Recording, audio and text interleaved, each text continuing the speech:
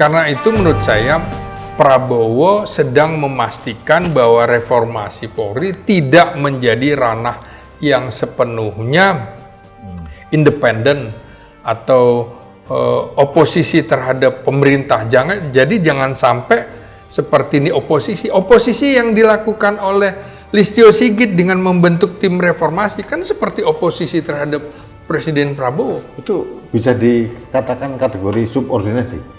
Menurut saya iya. Menurut saya iya. Karena itu Prabowo berusaha. Tapi Presiden tidak berbuat apa-apa. Ya karena itu ditarik Listionya. Karena itu Prabowo ingin menjaga ranah keamanan dan lembaga kepolisian tetap berada di bawah garis koordinasi yang bisa dia pantau secara langsung. Jadi kan bisa lihat laporanmu gimana. Listio, kau kata ini nggak benar kok gitu kan, bisa dia meminjam tangan atau mulut yang lain. Yang menarik itu tadi juga yang selama ini di luar pemerintahan seperti Mahfud MD sekarang berada di pemerintahan nih Mas. Berarti tinggal Anies dengan Ganjar Mas. Di luar pemerintahan Mas.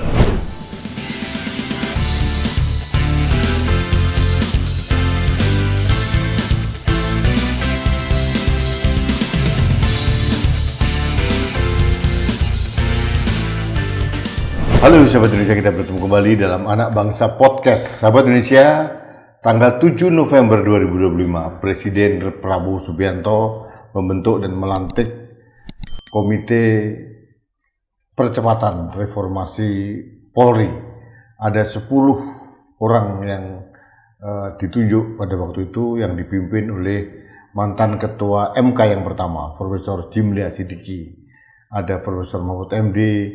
Yang mengejutkan di antara 10 tokoh itu ada Kapolri yang sekarang masih aktif. Ini menimbulkan pertanyaan publik, mengapa reformasi Polri harus melibatkan Polri? Apakah ini Polri ada kompromi atau Kapolri ditempatkan sebagai bridging atau jembatan karena Polri sudah membentuk tim percepatan transformasi Polri atau pertimbangan yang lain? Dan tim ini sudah rapat perdana tanggal 10 November 2025 di Mabes Polri. Dan menurut Profesor Jimli, dari 10 orang ini akan ada 1 orang tambahan perempuan, keterwakilan perempuan. Nah, kita ingin membahas tentang efektivitas hasil dari Komite Percepatan Reformasi Polri yang dibentuk oleh Presiden bersama pengamat politik dari Universitas Nasional, Dr. Selamat Ginting. Mas Selamat, apa kabar? Ya. Alhamdulillah kabar baik, Mas Rudi. Setelah beredar kemana-mana, hari ini saya baca ke sini. Mas, Komite Reformasi Polri setelah 40 hari lebih kita tunggu akhirnya dibentuk. Iya. Ada beberapa pihak mempertanyakan komposisinya. Iya. Komposisinya yang tidak terlalu ideal. Gitu. Ada 3 mantan Kapolri, ada Kapolri aktif, ada mantan Wakapolri, 3 orang pejabat negara aktif, dan hanya 2 orang yang benar-benar di luar pemerintahan saat ini, yaitu Profesor Jimli dan Profesor Mahfud MD. Nah, satu hal yang saya tanyakan, dari komposisi ini apa yang Anda baca dari keputusan Presiden? Pertama, publik melihat ada kerapuhan di dalam institusi kepolisian yang memang harus segera dibenahi. Nah, komposisi ini menarik menurut saya, juga ada rekonsiliasi politik strategis yang dilakukan oleh Presiden Prabowo Subianto, di mana tokoh kontroversi yang berseberangan dengan Prabowo, Mahfud MD, masuk ke dalam tim itu. Artinya Mahfud yang dianggap bersuara di luar pemerintah sekarang dirangkul, masuk jadi bagian mandat itu. Lalu kemudian tokoh yang dianggap kontroversi di dalam 10 anggota itu 5 polisi, tokoh yang disorot publik itu 2. Tito Karnavian dan Listio Sigit Prabowo. Ya. Badrodin Haiti orang menganggap tidak begitu masalah, kemudian Idam Aziz yang hanya satu tahun menjadi Kapolri dan meneruskan Tito Karnavian tidak begitu dipersoalkan. Yang dipersoalkan yaitu tadi Listio Sigit Prabowo dan Tito Karnavian. Sementara Ahmad Doviri adalah kepolisian, figur polisi yang nampaknya dipercaya oleh Prabowo dan publik mungkin juga dan publik untuk ikut menangani problem bangsa. Karena itu yang menarik menurut saya adalah kehadiran tokoh-tokoh hukum tata negara di sini, Jimli, Mahfud, Yusril, dan yang dua itu bukan hukum tata negara ya. Superkan atas sama Oto bukan ya? Bukan, Oto Hasibuan. Nah, ini yang menarik adalah jangka waktunya itu tidak ditetapkan. Maka kita bisa melihat dari 3 konfigurasi waktu periode. Mungkin untuk waktu yang singkat sekitar 6 bulan, waktu jangka menengahnya 1 tahun, dan jangka panjang bisa 3 tahun. Ini problem yang nggak main-main menurut saya. Karena itu publik melihat juga seperti saya, bagaimana dengan nasib Tito Karnavian dengan Listio Sigit. Kalau komposisi komite atau komisi reformasi Polri ini panjang, apakah tetap akan berada di tempatnya saat ini sebagai Mendagri, sebagai Kapolri, atau memang ini jalan Prabowo untuk mencopot keduanya di posisi Mendagri atau di posisi Kapolri. Tapi tetap di komisi. Tetap di komisi. Ya. Perspektif itu harus ada, Mas, dalam pikiran kita. Begitu ya. Karena gini, ini kan reformasi ini diminta publik setelah terutama peristiwa Agustus itu, itu publik menyuarakan ketidakpercayaan kepada polisi. Karena itu harus reformasi kelembagaan kepolisian ini harus transparan, berkeadilan, dan sesuai dengan prinsip supremasi hukum. Makanya tokoh-tokoh hukum ada di situ. Publik selama ini entah sengaja atau dengan gurauan kan lebih percayakan saja pada pemadam kebakaran daripada kepolisian karena menyelesaikan persoalan lebih solutif. Nah, polisi kan no justice, no viral no justice. Ya, sehingga ini itu perspektif yang dibangun masyarakat sekarang. Iya. Karena polisi dianggap begitu tertutup, tidak transparan dalam penyelesaian unjuk rasa dengan kekerasan, kanjuruhan misalnya, beberapa demo juga seperti itu termasuk Agustus. Maka untuk reformasi bidang kultural ini cukup panjang. Mas, saya sebelum masuk yang lain, saya ingin mengelaborasi tentang statement Mas Lama tadi. Ada 2 orang yang agak menjadi sorotan publik, Tito Karnavian dan Listio Sigit Prabowo. Mengapa menjadi sorotan 2 orang ini? Karena begini ya, polisi dianggap keluar dari jalur dan begitu super body ketika dipimpin oleh 2 tokoh ini. Tito Karnavian dulu. Tito Karnavian dengan Listio Sigit. Konsep policing demokrasi yang ditetapkan Tito itu ternyata tidak sesuai dengan harapan para pemerhati demokrasi. Karena justru polisi malah keluar dari konteks sebagai lembaga penegak hukum yang harusnya dia itu bagian dari keamanan ketertiban masyarakat, mengayomi, melayani, kemudian juga menjadi bagian yang seharusnya menjadi pedoman bagi masyarakat. Contoh real penyelesaian masalah-masalah hukum di masyarakat harusnya ada di tangan kepolisian.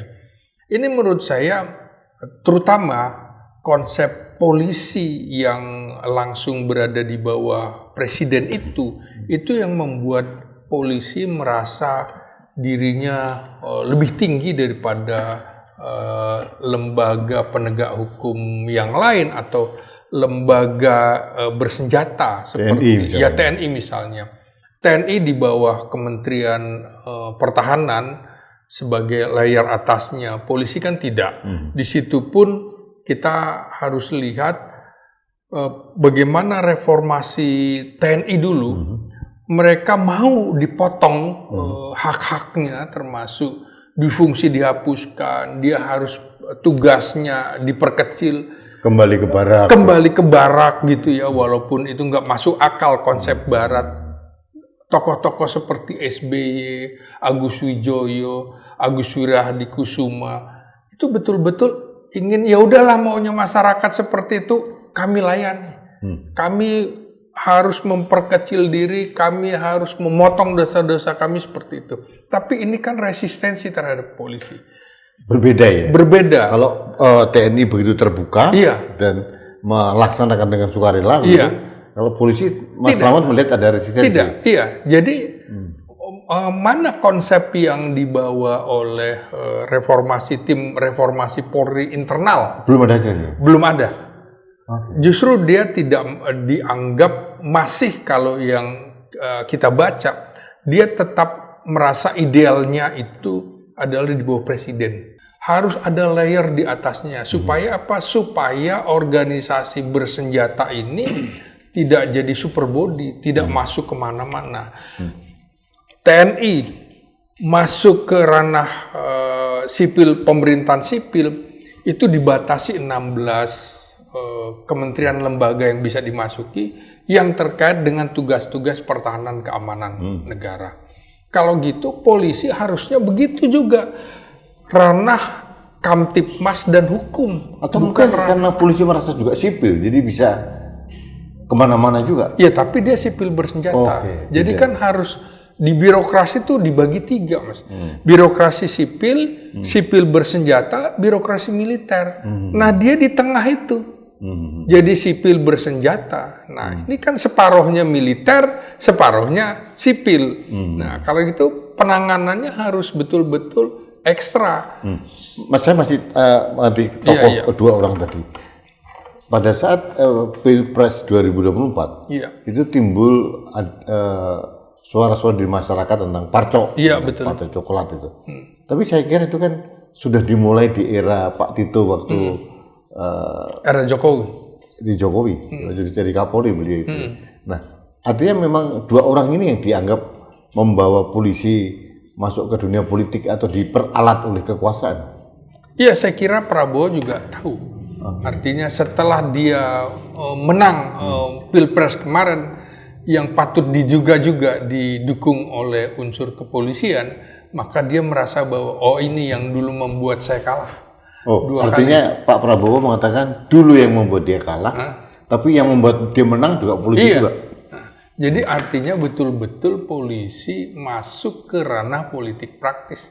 Di bawah dua orang ini? Iya, itu yang harus dikembalikan. Membuat dua orang ini jadi sorotan publik? Iya, jadi sorotan publik. Nah, ini yang menurut saya harus dikembalikan. Lalu kenapa dua orang itu dimasukkan, menurut Anda? Ya, ini menurut saya kita harus membacanya, ini strategi politik, ada maksud di balik langkah itu. Maksudnya begini, berdasarkan kondisi dan langkah strategi yang dimainkan oleh Prabowo, pertama adalah merespon krisis legitimasi. Krisis legitimasi institusi yang memperkuat posisi dirinya. Polisi itu simbol institusi. Kalau kemudian legitimasi terhadap lembaga kepolisian itu rendah, otomatis legitimasi terhadap pemerintahan Presiden Prabowo juga rendah.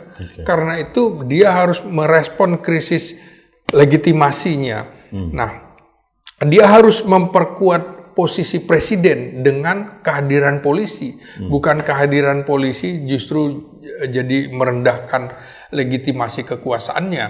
Nah, tingkat kepercayaan publik terhadap kepolisian itu kan tergerus sejak misalnya Agustus kemarin, itu di bawah pada bulan Mei kemarin.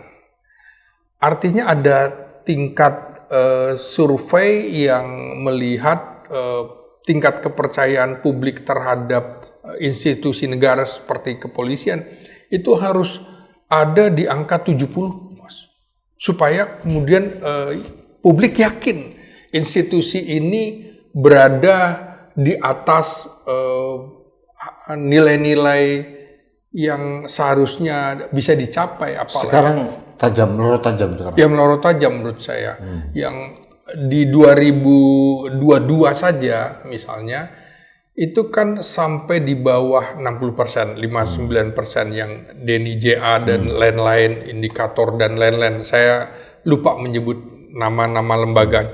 Nah, karena itu pembentukan komite atau komisi reformasi ini jadi langkah simbolik bagi Prabowo yang ingin menunjukkan kepada publik bahwa dia menangkap aspirasi publik, dan mengambil tindakan dan juga melibatkan tokoh polisi aktif dalam hal ini Listio Sigit Prabowo. Kenapa? Supaya tidak ada jarak antara apa yang dicapai oleh komisi dibentuk presiden dengan komisi ini. Anda harus menjalankan mandat ini. Berbeda kalau tidak ada polisi aktif di situ. Nah, jadi ini mandat kau sendiri yang menekan itu, dan menurut saya tentu Prabowo juga sekaligus akan memetakan, Mas, di antara polisi-polisi itu cara berpikirnya seperti apa. Jadi dengan berada di dalam, justru Prabowo merasa bisa mengendalikan, termasuk mengendalikan 5 orang tokoh kepolisian ini, gitu. Nah, jadi sekali lagi ini meningkat dalam rangka meningkatkan citra figur Prabowo sebagai presiden, bahwa dia betul-betul ingin memperbaiki institusi kepolisian dan bukan hanya mempertahankan status quo belaka. Gitu. Mas, ya. Oke. Pada saat Prabowo ingin membentuk komite reformasi Polri, ekspektasi masyarakat kan luar biasa. Ya. Tapi setelah dibentuk dengan komposisi yang tadi saya sebutkan, banyak yang skeptis itu sebetulnya. Iya, betul. Banyak skeptis itu ya. Itu diakui juga oleh Pak Mahfud dan beliau bisa terima. Iya. Masalah. Karena komposisi seperti itu dan kemudian ada Kapolri aktivis itu, meskipun dengan berbagai argumen. Iya. Nah, Mas, kembali pada kerja dari Komite Reformasi Polri ini. Ini kan banyak kasus nih, Mas. Mulai Verdi Sambo, Teddy Minahasa, terus polisi membunuh polisi, polisi dugaan membekengi tambang-tambang ilegal, polisi membekengi judol dan sebagainya. Itu kan begitu banyak belanja masalah yang harus dilakukan oleh komisi ini. Nah, ada 3 hal yang perlu dilakukan. Ada reformasi struktural, reformasi instrumental, dan yang paling penting reformasi kultural. Nah, dari 3 ini, apakah menurut Mas Slamet akan dijangkau oleh komite yang dibentuk presiden ini? Harus, Mas. Harus itu. Jadi menurut saya begini, ini Prabowo berusaha mengalihkan sebagian tanggung jawab reformasi dari tangan kepolisian kepada ranah yang dikontrol langsung oleh dirinya dan oleh masyarakat. Sehingga ketika kontroversi, kita juga bingung tadinya, bagaimana cara menyelesaikannya. Pemerintah akan membentuk komite reformasi, kepolisian sudah lebih dulu, kan ngelawan ya caranya. Ya udah, artinya orang yang ngelawan ditarik aja, Mas, ke dalam. Itu strategi. Itu strategi. Nah, jadi ini betul-betul dikontrol oleh presiden. Kalau ini dikontrol oleh Listio Sigit Prabowo. Ini cara menaklukkan Listio Sigit Prabowo dengan cara begitu. Dimasukkan ke dalam. Jadi ini yang dipimpin Krisnanda ya? Krisnanda Dwi Laksana. Krisnanda Dwi Laksana itu. Kalau diklat Polri. Ya, itu tidak lagi bergaung, Mas. Padahal selama ini orang akan melihat ini apa kerjanya ya, bentukan presiden. Ini udah bekerja, gitu kan. Nah, jadi akhirnya nggak bisa Anda bekerja sendiri. Tidak mungkin Anda bisa melakukan reformasi kalau Anda berada di dalam sendiri. Anda melakukan mengubah, tapi Anda sendiri bagian dari masalah. Listio Sigit Prabowo itu kan dianggap bagian dari masalah kepolisian itu sendiri. Itu yang jadi pertanyaan publik. Iya, mengapa yang objek yang harusnya direformasi masuk dalam komite reformasi, itu yang pertanyaan publik sebenarnya. Iya, makanya kehadiran Listio Sigit Prabowo di situ itu dikunci. Dan menurut saya dia tidak akan bisa seleluasa di organisasinya Mabes Polri. Dia harus berhadapan dengan tokoh sekaliber Jimli, sekaliber Mahfud, Yusril segala macam, dan ada Menteri Hukum di situ juga. Anda bagian dari rejim hukum, kepolisian bagian dari rejim hukum yang harus patuh pada hukum. Kalau dalam pandangan masalah kita bedah satu persatu. Kalau reformasi struktural, bayangan Mas Slamet seperti apa yang Anda harapkan output dari komisi ini? Ya tentu dia harus berada di bawah kementerian. Strukturalnya bukan langsung di bawah presiden. Ya betul posisi yang seperti TNI. Mas, seperti dulu apa yang kesalahan dilakukan oleh TNI sekarang dilakukan oleh polisi. Kenapa? Akibat struktur. TNI dulu ketika dirangkap, Menhankam Pangap dirangkap, militer aktif, nggak bisa, nggak ada kontrol di situ. Nah, misalnya Pangap ingin membangun ini itu gitu. Kalau Menhannya nggak setuju, kan nggak bisa. Diteropong gitu. Nah ini kan akhirnya dipisah dulu sama teman Pak Harto ya. Jadi itu di era Benny Murdani sama Poniman ya, kalau salah ya. Iya. Menhannya Poniman. Ya, terakhir itu. Dulu kan dirangkap zamannya Panggabean, Pak Yusuf, ya. Pak Yusuf, iya, itu segala macam. Nah, ini menurut saya harus dipisah. Jadi Panglima TNI militer aktif. Kalau Menhan boleh militer tapi boleh militer, boleh sipil. Militernya purnawirawan. Dan kalau bisa menurut saya seperti di Amerika itu syaratnya sudah 7 tahun pensiun, Mas. Oke lah kalau sekarang 5 tahun. Jadi jangan misalnya baru pensiun sudah jadi Menhan. Nah, kasus Ria Mijat menarik itu. Kan sudah lama sekali baru masuk. Safri menarik juga nih. Nah, seperti itu. Jadi menurut saya juga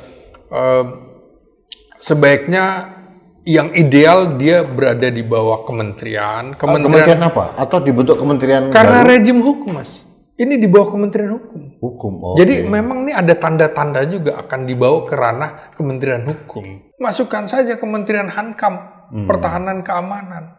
Karena memang ada. Jadi Menhan yang sekarang dilebarkan menjadi Menhankam. Iya, karena memang sebenarnya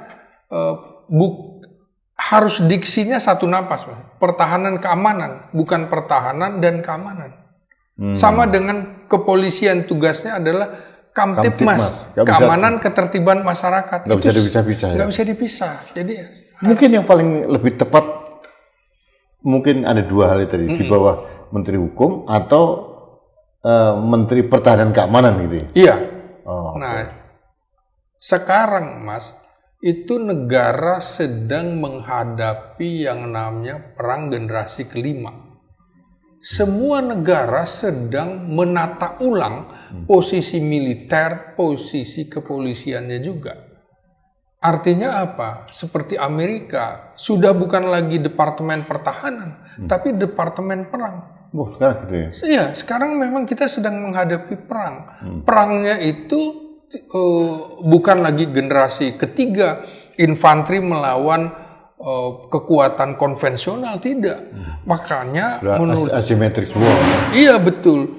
Jadi perang hibrid, perang cyber dan segala macam. Cyber dulu ujung tombaknya sipil, sekarang nggak bisa, harus sama-sama. Sama dengan ini misalnya kriminal dari luar, katanya pertahanan dari luar, militer, nggak bisa juga. Kriminal yang dari luar memporak-porandakan negara kita? Kepolisian, Mas. Jadi polisi juga dapat tugas pertahanan. Tentara juga dapat tugas keamanan. Jadi satu paket. Jadi misalnya pihak sipil sekarang juga bisa mengganggu kedaulatan. Misalnya jaringan imigrasi, jaringan perbankan, itu kan merusak kedaulatan. Bisa dilakukan oleh pihak sipil. Jadi polisi juga kriminal dari luar, dia harus tangani, bukan kriminal dari luar tentara, enggak juga.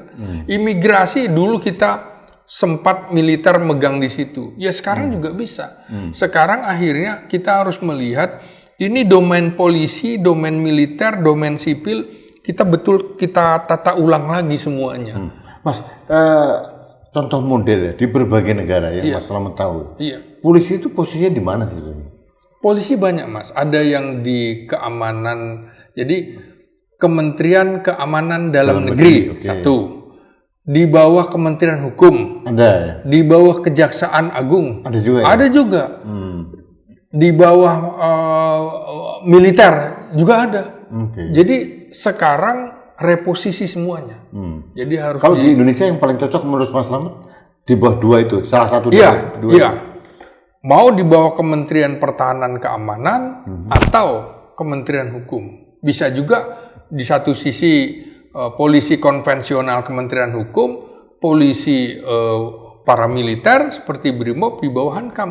Tapi nggak boleh Menhankamnya itu militer aktif, harus pensiunan atau sipil. Nah seperti itu. Karena yang disebut, kita keliru ketika memisahkan pertahanan untuk militer, keamanan untuk polisi. Yang namanya Dewan Keamanan Nasional, Dewan Keamanan PBB isinya militer, Mas.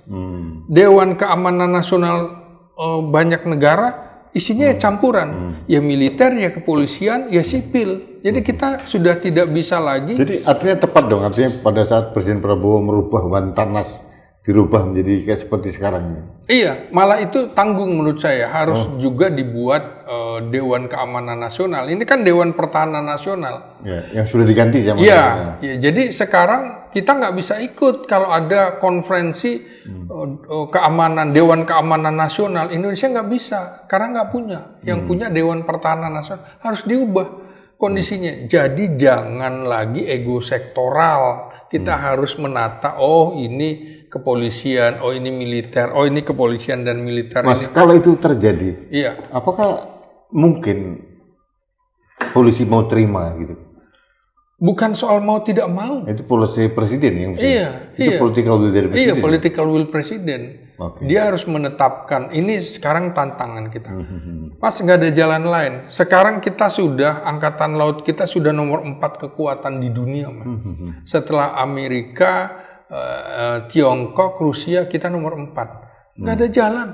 Kita harus kuat seperti di era kita mengambil Irian Barat, kita menjadi kekuatan militer terkuat di belahan selatan dunia. Artinya kalau usulan Mas Slamet tadi ada reformasi struktural yang sangat drastis seperti itu, perlu juga diikuti reformasi instrumental. Undang-undang harus ada revisi segala macam. Persis, harus di undang-undang itu.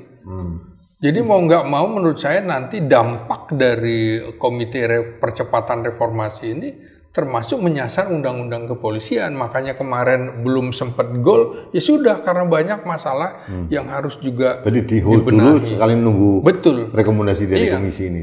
Nah, yang terakhir, yang paling penting itu reformasi kultural nih, Mas.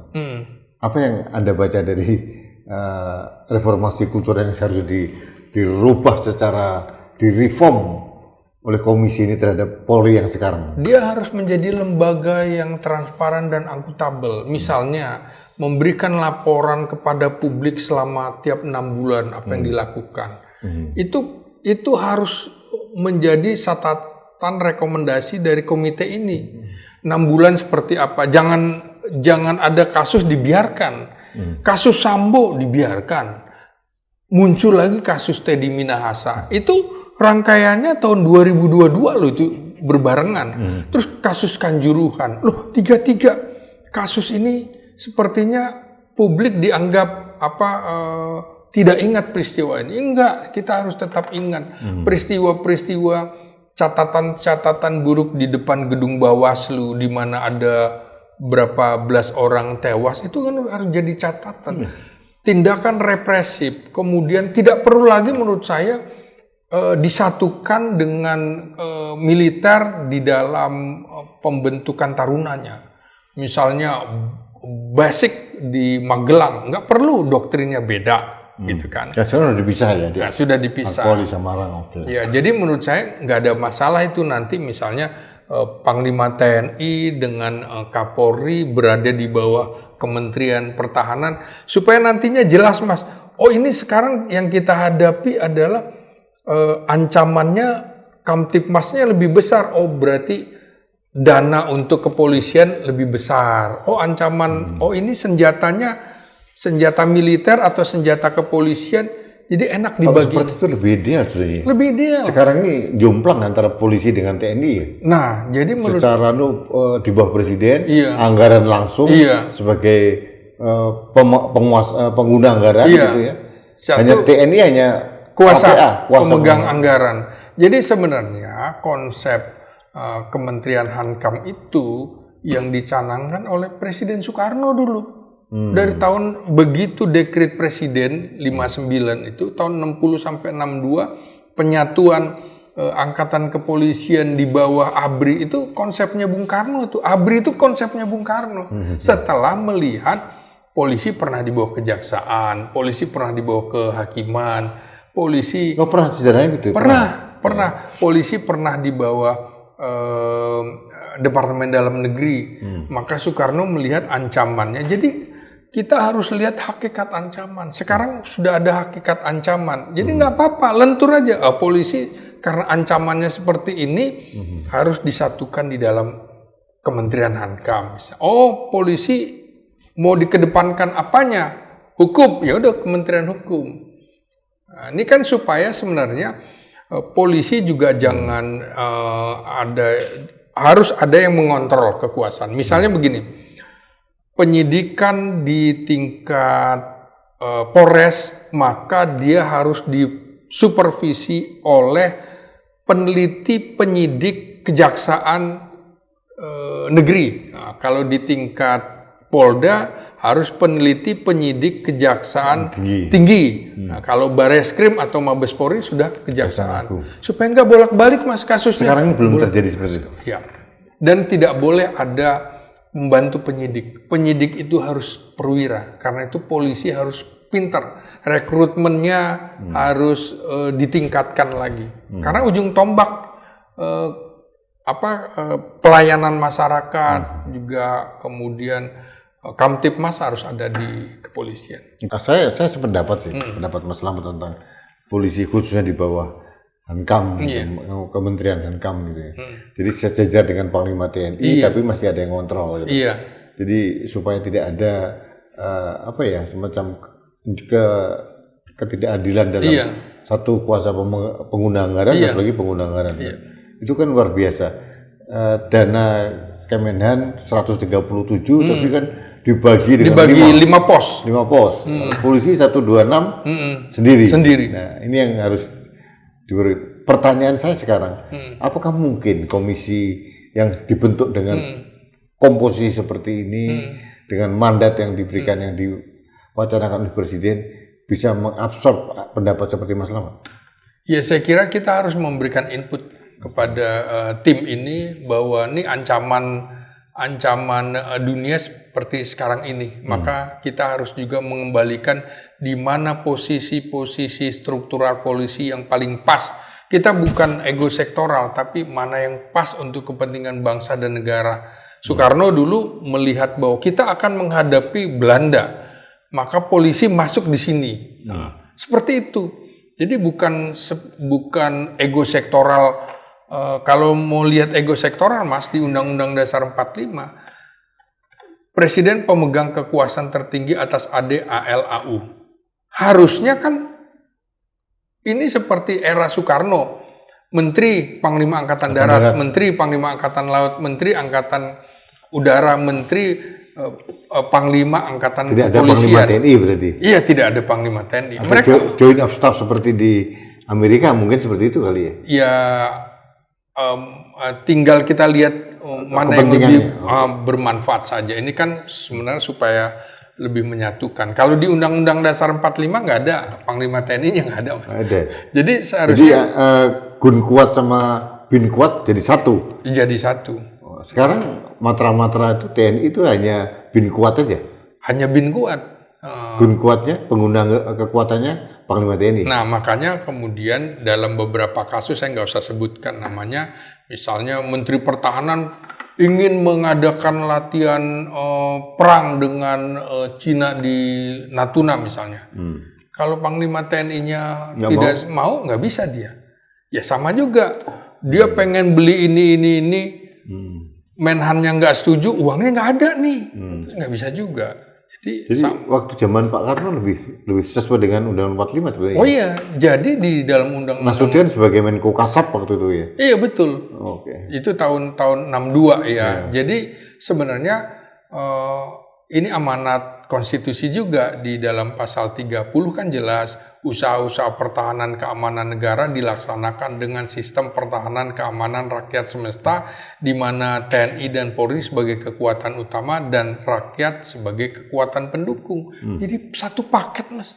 TNI Polri itu sejajar satu paket. Jangan merasa TNI-nya lebih hebat, polisinya lebih hebat. Yang sekarang kan enggak, Mas. Polisinya merasa jadi lebih hebat. Coba lihat, Mas.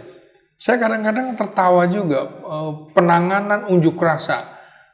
Permintaan bantuan backup polisi kepada minta backup TNI. BKO. Lah, BKO. Lo peralatannya TNI lebih parah daripada polisi. Coba huru-haranya, polisi lebih hebat. Terus gimana TNI mau bantu? Sementara polisi lebih hebat. Nah, ini juga harus dilihat, Mas. Jumlah TNI dengan Polri hampir sama, sekitar 500.000. Dan itu kurang. Mereka disatukan kekuatan hankam baru 1 juta dibanding dengan 285 juta penduduk Indonesia. Jadi ini nanti menurut saya di Amerika juga misalnya, oh ini sudah nggak kepake nih TNI, oh dia diberdayakan di kepolisian. Nah, seperti itu bisa dioper. Nah, seperti dulu juga Brimob bisa ikut di dalam operasi Timur Timur bersama ABRI dalam satu rangkaian. Jadi betul-betul harus dilihat sehingga tidak ada ego sektoral. Ini harus dilihat nih. Kalau film Die Hard, Mas, misalnya. Oh, pertama ditangani polisi biasa. Setelah itu, loh kok senjatanya senjata api? Oh, itu Brimob SWAT. Nah, setelah itu, loh kok pakai tank? Oh, udah ganti militer yang masuk. Nah, itu tahapan ada. Nah, ini kan nggak ada. Nggak ada bridge antara undang-undang TNI, undang-undang kepolisian. Harusnya ada undang-undang pembagian tugas di antara mereka, harusnya ada. Harus ada jembatan di undang-undang, Mas. Sinkronisasi dan harmonisasi. Persis, harus ada situ. Oke. Mas. Iya. Saya nggak tahu ya, apakah saya skeptis atau apa. Saya takut mimpi saya terlalu tinggi dengan mendengarkan penjelasan Mas Slamet tadi itu ya. Pertanyaan saya sekarang, apakah komite reformasi ini akan mampu atau mempunyai amanat sejauh itu ya, Mas?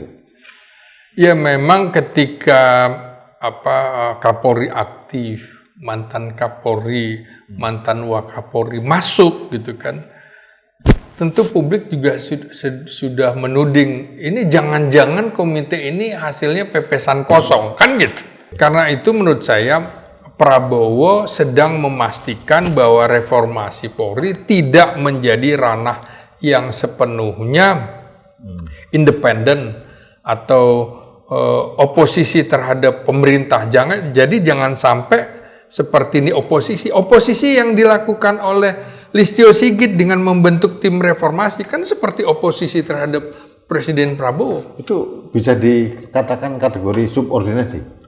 Menurut saya iya. Menurut saya iya.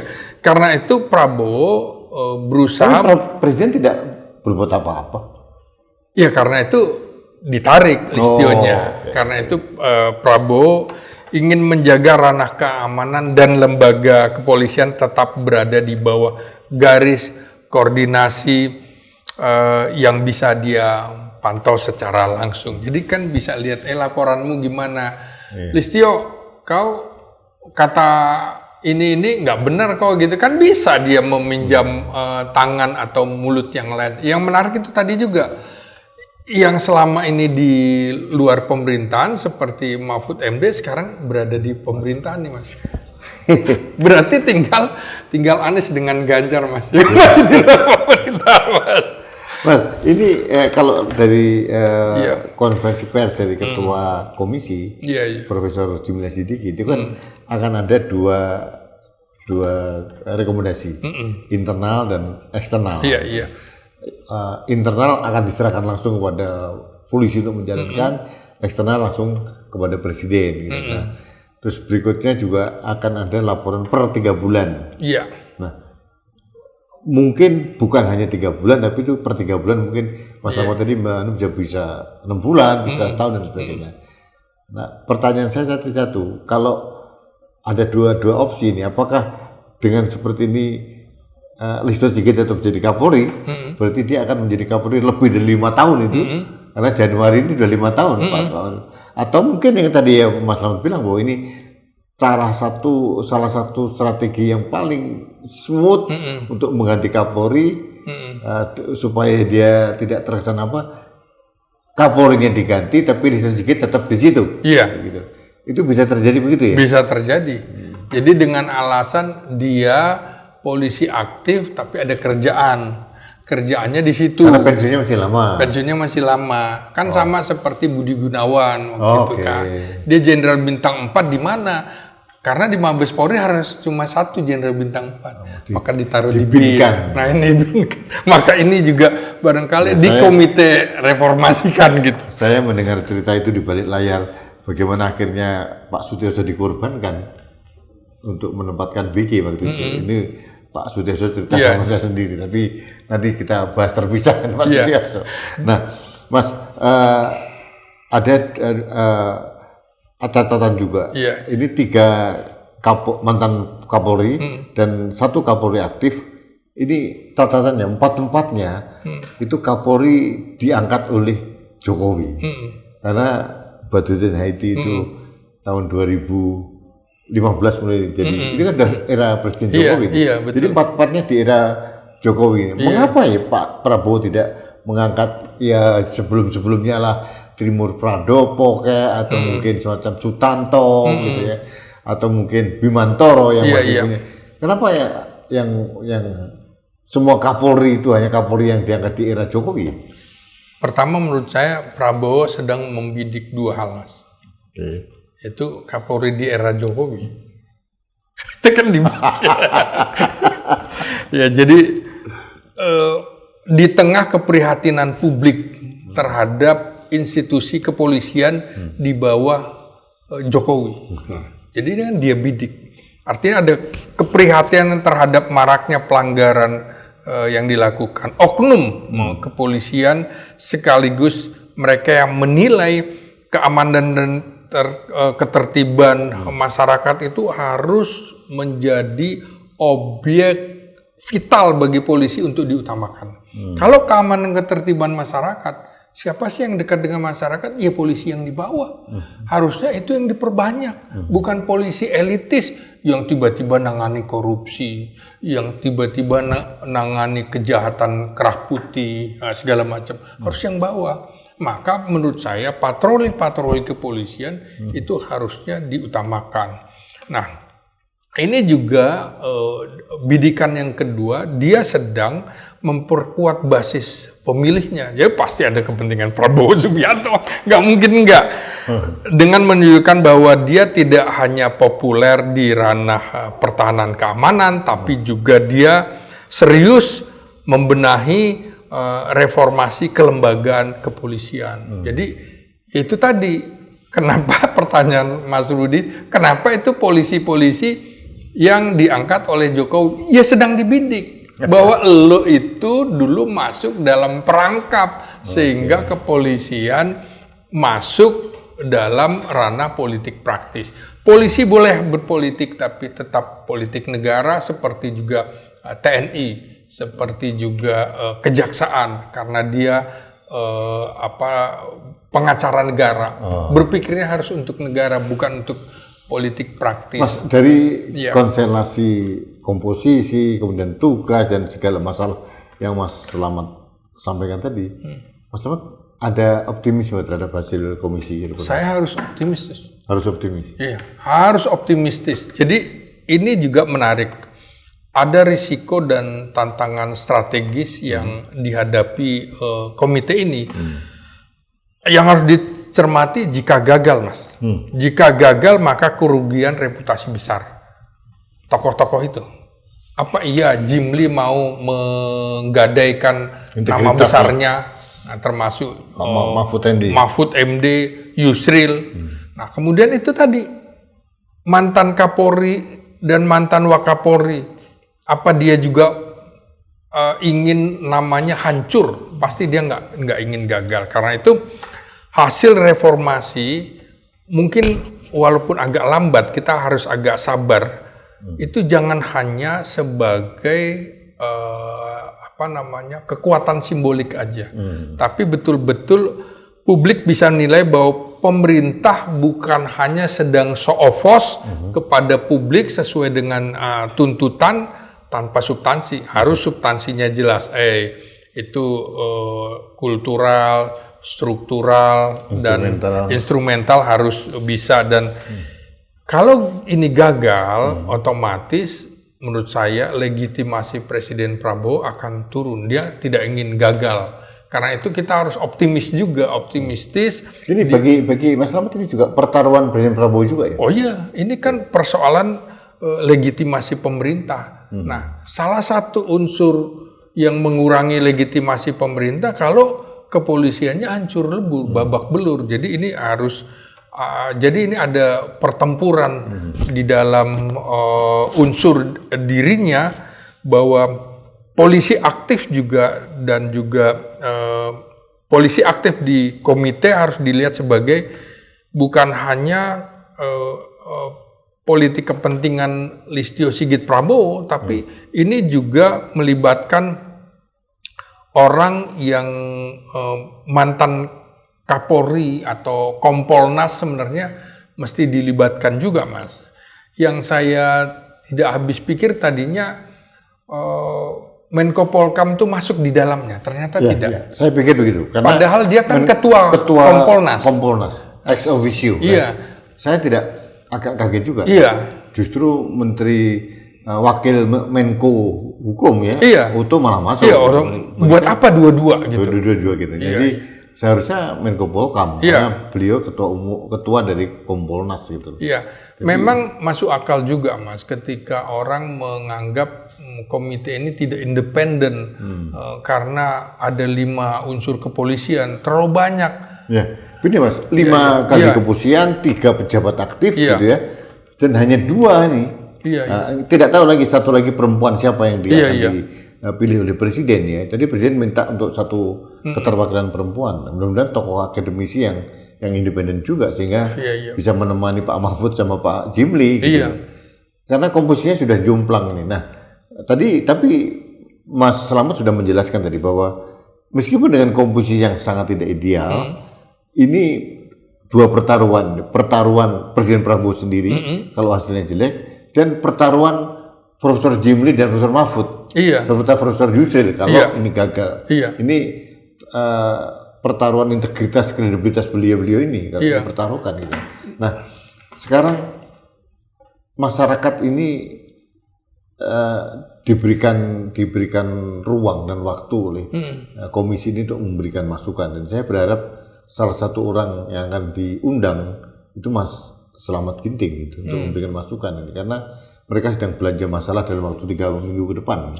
Setelah itu baru membuat itu. Kalau tidak ada perubahan yang signifikan, polisi masih seperti sekarang dengan struktural seperti sekarang, mungkin perubahan instrumennya tidak terbatas. Karena reformasi kultural itu kan tidak bisa dilihat secara instan, Mas. Perlu waktu lama untuk perubahan kultural. Dan perubahan kultural kalau hanya di elit gitu ya, tapi bawahnya juga sulit untuk berubah lagi gitu. Iya, betul. Nah, yang paling signifikan adalah masyarakat harus disajikan dulu ada perubahan reformasi struktural dan instrumental dulu sehingga itu nyata, lalu reformasi kultural mengikutinya gitu. Iya. Nah, kalau ini tidak terjadi, Mas, masyarakat kecewa. Persis. Sangat kecewa, dan itu Mas Slamet benar juga, itu akan menurunkan kredibilitas Presiden Prabowo. Padahal Presiden Prabowo masih kayaknya masih pengen 2 periode. Iya, apalagi ini kan baru 1 tahun. Menurut saya agak kurang lengkap komposisinya, Mas. Mestinya harus ada orang dengan keilmuan psikologi. Karena bicara kultural itu nanti kan. Nah, kemudian budayawan juga di situ masuk, ilmu budaya. Kemudian juga ilmu politik pemerintahan kan nggak ada. Saya Ini ilmuannya kok hukum saja gitu loh. Iya, saya lihat seperti antropolog, Ya, antropologi sosial budaya itu harus ada. Ya, harus masuk Karina Supeli misalnya, filsafat termasuk di situ. Memberikan tapi udahlah. Ini saya juga agak unsur kepolisiannya terlalu banyak menurut saya, Mas. Jadi menurut saya itu yang membuat publik merasa ini tidak independen komite reformasi ini. Karena menurut saya gini ya, ini kesannya jadi ada dalam tanda petik reformasi yang dipaksakan gitu. Dan ini bisa memunculkan tahanan politik jadinya. Apa itu tahanan politik? Benturan institusi Polri dengan institusi besar lainnya. Karena nanti persoalannya kan bagaimana hubungan polisi dengan TNI, hubungan polisi dengan kejaksaan, hubungan polisi dengan kehakiman. Itu kan masuk di semua. Hubungan polisi dengan pemerintah daerah. Makanya kok nggak ada unsur ilmu politik, ilmu pemerintahan, ya kan? Sosiologi, psikologi, antropologi, sosial budaya. Kurang lengkap, Mas. Jangan-jangan nanti yang perempuan polisi lagi gitu kan. Ini jadi membuat skeptis, tapi saya coba membangun diri saya optimistis begitu, Mas. Supaya mungkin kita masih khusnuzon lah ya. Iya. Berprasangka baik gitu loh. Mas, terakhir Mas, apa harapan Anda dari tengah pemaksaan optimisme dari Mas Slamet dengan komposisi yang tidak ideal, tapi harapannya tinggi. Tapi saya mencatat loh, Mas, usulan Anda tadi terkait bahwa pertahanan keamanan itu merupakan satu frasa yang tidak boleh dipisah. Untuk itu mungkin lebih baik bahwa itu polisi di bawah Kementerian Pertahanan Keamanan. Saya kira itu ide yang sangat ideal buat saat sekarang itu. Toh kita tidak seperti Georgia, Mas. Georgia itu lebih radikal itu. Polisi dibubarkan dulu. 30.000 dipecat semua, dibentuk baru. Tapi ternyata baik sekarang. Georgia itu sekarang polisinya sangat luar biasa baik. Kan kita tidak mungkin lah seperti itu memecat 500.000 anggota Polri kan nggak mungkin. Gitu. Nah, pendekatan itu yang penting itu, Mas. Lalu harapannya apa, Mas Slamet? Pertama yang saya baca ini adalah respon strategis terhadap krisis kepercayaan publik terhadap lembaga kepolisian dan juga kepada kepala kepolisiannya. Satu. Yang kedua, upaya memperkuat figur Prabowo sebagai dirinya, sebagai pemimpin yang membawa agenda reformasi kelembagaan atau institusional. Ketiga, tentu saja langkah struktural untuk menjaga kontrol atas institusi kepolisian sekaligus menunjukkan kelayakan pemerintah di dalam melakukan tata kelola masalah kepercayaan publik. Keempat, tentu saja persiapan politis baik jangka pendek, menengah atau panjang untuk memperkuat citra dirinya menjelang pemilihan umum nanti 2029. Itu kalau bicara politik pasti ada citra politik yang nggak bisa dinafikan. Jadi pembentukan komite atau komisi percepatan reformasi ini bukan sekadar teknis reformasi kelembagaan belaka, tapi juga secara politis ini adalah langkah manuver politik yang cukup cerdas dari Prabowo dalam konteks mengatur kekuatan orang-orang kepolisian, legitimasi dan juga kontrol dalam sistem politik Indonesia saat ini. Jadi sebenarnya di sini Prabowo ada rencana bahwa polisi harus berada di bawah layer kementerian. Itu pesan yang saya tangkap. Mudah-mudahan begitu. Iya. Mas, thank you. Terima kasih. Thank you Mas Rudi. Saya mudah-mudahan didengar oleh Pak Mahfud, Pak Jimli dan sebagainya. Siap. Sahabat Indonesia, suatu masukan yang menarik. Saya berharap salah satu tokoh yang akan diundang oleh Komite Percepatan Reformasi Kepolisian ini adalah Dr. Slamet Ginting, sehingga ada masukan yang konstruktif, karena kita tahu realistis bahwa harus kita akui komposisinya tidak ideal, sangat-sangat tidak ideal. Mas Slamet mengharuskan ada sosiologi, ada psikologi yang di situ, ada filsafat yang segala macam. Ada politik pemerintahan, tapi ternyata tidak ada. Tapi udahlah, sudah terlanjur dibentuk. Nah, kita tunggu saja siapa satu orang perempuan yang akan hadir. Mudah-mudahan bukan Purnawan Polwan gitu. Ada ya akademisi atau apa yang bisa mewarnai. Tapi harapan kita sangat tinggi. Kita suka tidak suka membangun optimisme, karena ini tidak ada pilihan, Mas.